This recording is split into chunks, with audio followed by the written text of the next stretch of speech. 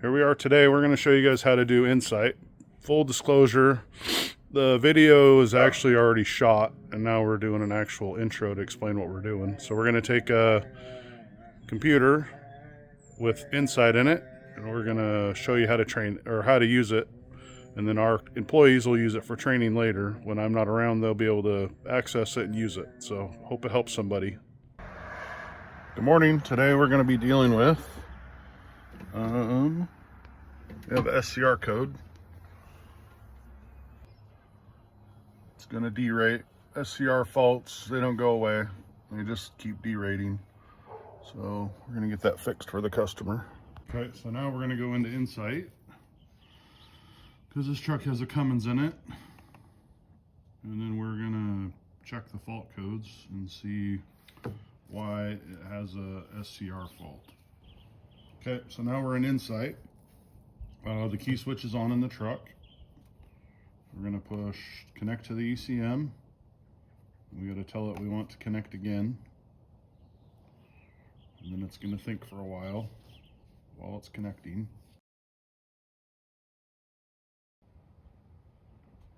So now it wants you to, well, it jumps around. So now it's basically going to tell you that it needs a calibration update. So I'm going to save it, and then it's going to actually save it over here in my calibrations.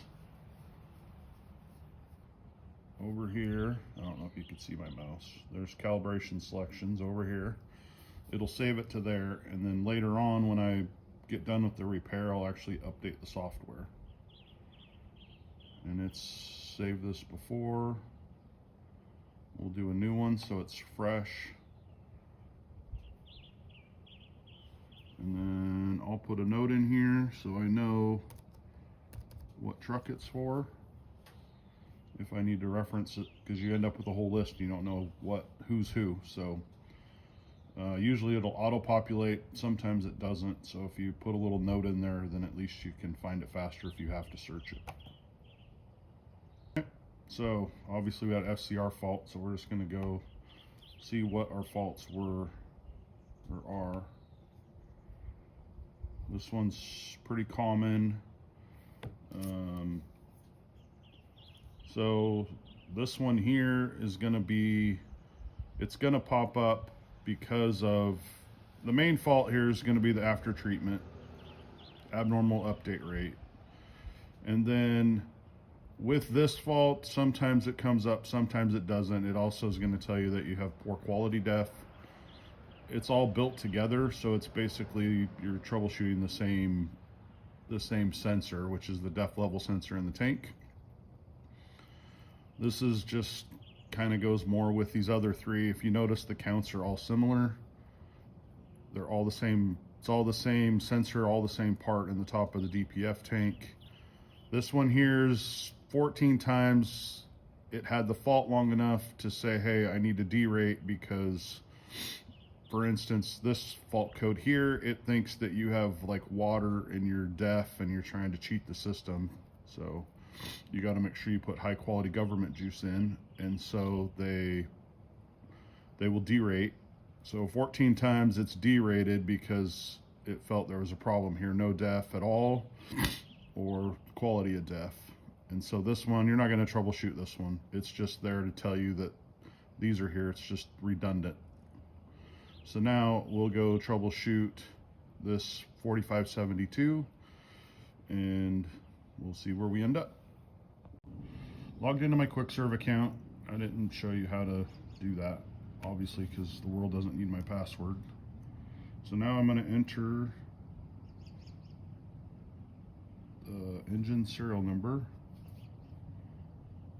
I didn't write down, so this is going to be kind of a pain. So when you're in this screen, I guess so you know what we're doing here. Up here at the top is actually the ECM code, which is what we're going to check here in a minute. This is your fuel code. We're going to make sure this number over here is up to date, which I'm pretty sure it's not because it's at 01. And then this is your engine serial number. So if you're ever need the engine serial number and don't feel like popping the hood and all that stuff because of what you're doing, you can just get it from there. And then that's the fault code I'm going to troubleshoot, and this is my fuel code, and I always write the engine serial number down. So now I'll go back to QuickServe online, and I'll type that engine serial number in.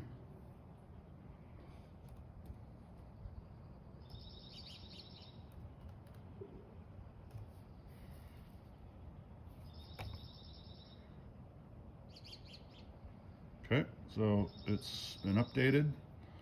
So then now I'm going to go down here. This pen works better than my fat finger. I'm going to go down here to my applications, and then I'm going to go to calibration revisions. I'm not sure if you guys can see the mouse, so then I'll go up here, and then up here, and I'm going to type in this code. So it's Henry Boy 80454. So I don't put the dot in the revision, I just put just the fuel code in, and then I'll push search.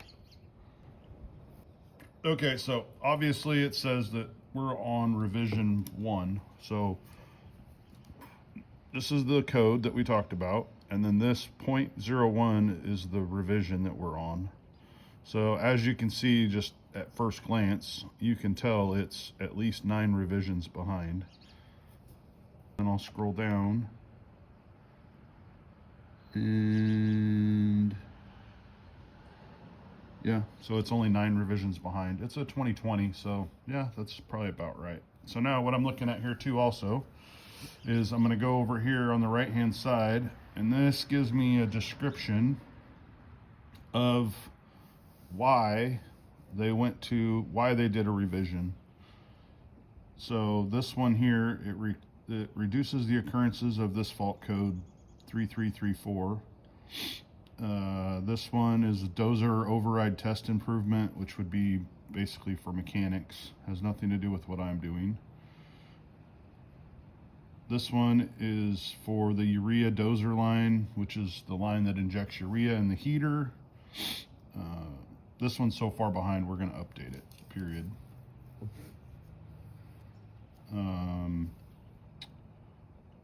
This one has high altitude faults for these. I assume they're part of the boost AFC. This one's got for knock sensor services, air handling performance, just like EGR stuff. This one's kind of interesting here, and I don't know if it'll pertain. Complaining about their Allison doesn't want to always go into it doesn't always want to go into gear, and sometimes they have to shut it off to get it to go.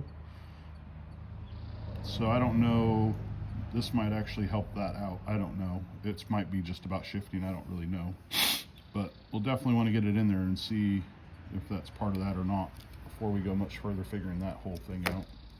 So anyways, that's a rundown of ECM calibration revisions and a brief explanation of what's going on there.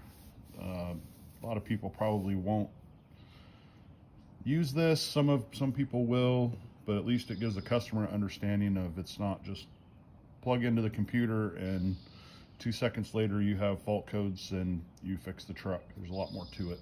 So have a great day. Okay, so we're gonna do I'm gonna update my ECM. So you need a couple of things. One, you're gonna need to know if it won't auto search when you go into InCal. Up here at the top, there's a number right there. This L1168. You're gonna want to write that number down. And then obviously you need the ECM code when we get there. And then the other thing you need, if it won't auto populate, is you're gonna need to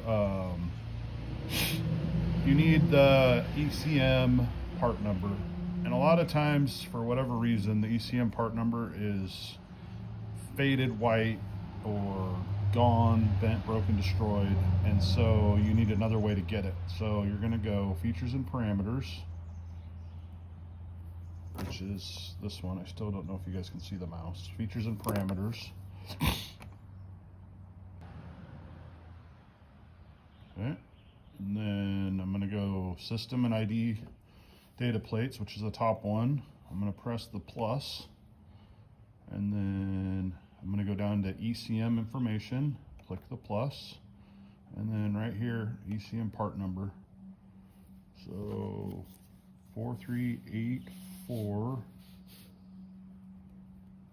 I got it right here, 43844413. It doesn't do any good to copy and paste because you have to select when you go in the next screen. So I'm going to X out of here. You don't want to push the big X up over there because then you'll X out of INSITE. You just want to click the little X whenever you're exiting out of like fault codes or features and parameters. So then I'm going to go calibration selection. This one's going to give you where it searches and tells you that you need to do a warranty deal, that one that we talked about earlier that pops up and tells you it needs done. So you're going to click this one. I'm going to go here to my workspace, and then I'm going to click on July, and then this is an automotive engine that I'm working on. And then remember when we said we had to know this number, the L1168? So that's going to be, I have an ISL 9, and then you can see the 101 and the 123. And then I have L9 116B. So I'm going to expand that. And then now this is where I need to know my ECM part number, which is the 413 that we wrote down. And I'm going to click on that. And then it's going to not auto, but you can see. So now what I want to do is it populated for the truck I'm working on is the assumption. So then what we need to do is verify that my ECM code is HB80454. So then I can go up here to the top, and it's HB80454. And I'm at 01, and then this one is 09. Okay, so now I'm going to select this code. I'm just going to click on it one time, and it's highlighted now. And then I'm going to send it to the ECM. And then it's going to ask me if I really want to do that. And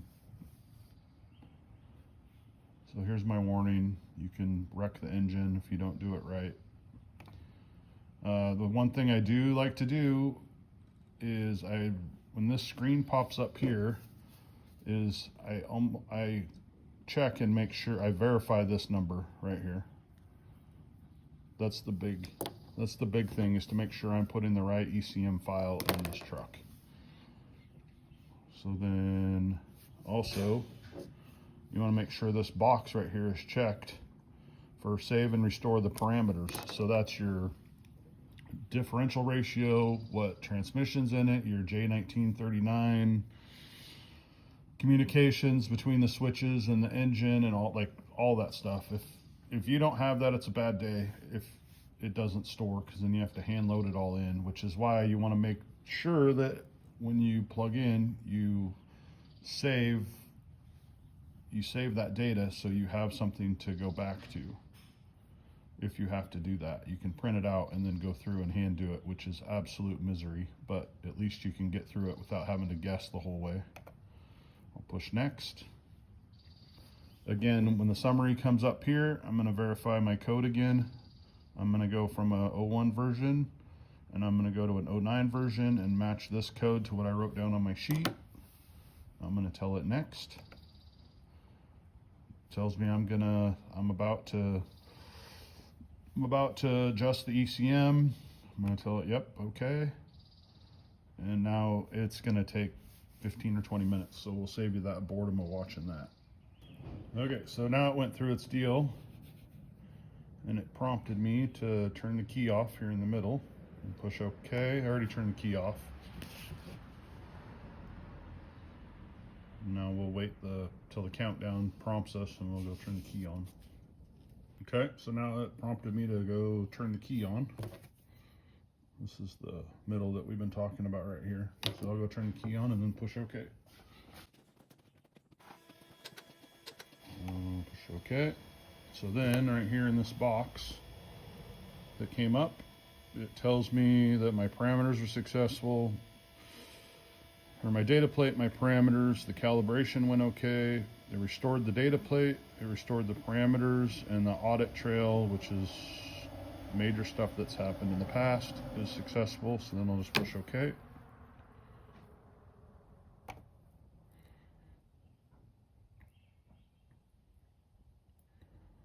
And then now it'll finish up its deal.